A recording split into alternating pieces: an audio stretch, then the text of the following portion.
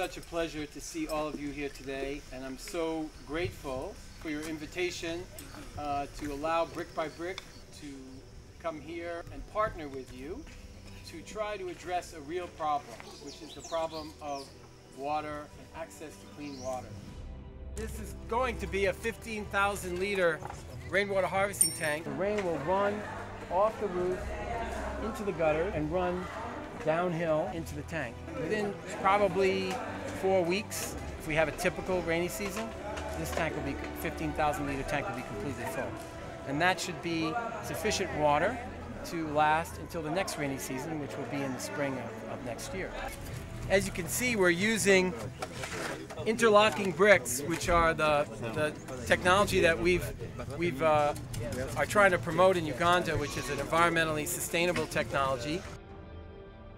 So I think the first step is to develop the technology, prove that we can build it, and then I think the other step is just marketing and getting awareness out there so that people know about our technology. Yep. My name is Robert Jefferson. I'm from Brooklyn, New York.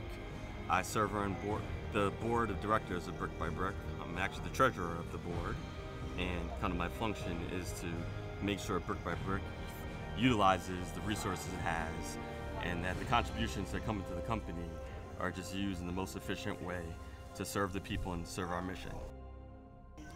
And when I first saw the tank, I felt a sense of achievement, just the progress that was made. I understand what goes into making the tank. Being the treasurer, I'm actually able to see the financial tracking of like almost every brick that's made. We track the cost of the bricks, the quantity of the bricks, and the cost of each project that we do. So if we can really tell this story and make people realize that there's kids here that have to walk miles a day just to get water, before going to school, before doing their chores.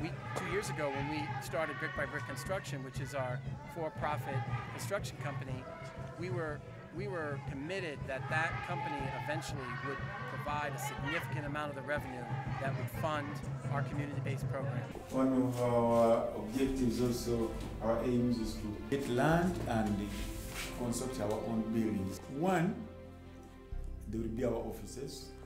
Two, we can advertise, we can market what we are doing. We can have even a library to show what we will do in the schools. They get conferences, they get meetings, workshops, and then they can make use of the library. Our goal is to be able to go to a meeting in the U.S. of potential investors and donors and say, the first word for us to say is, we don't need your money. Our money is coming from Ugandans building their own country, and we're just here seeking maybe a little help, a little investment so that we can expand, so that we can provide more opportunity, we can provide more jobs. Ultimately, when we walk away from this tank, we want this community to feel like this is our tank. We built it. And they did. They provided a lot of the resources that made it possible for this tank to be built.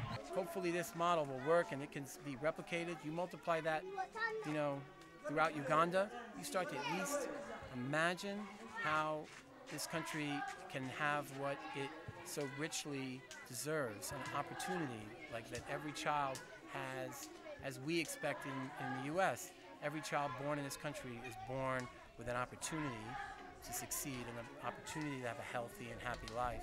And that's what we're all here for. It may take, it may not happen in my lifetime, it may not happen in our lifetime, but we've been successful in getting the trust of our Ugandan friends that we're here for the long haul.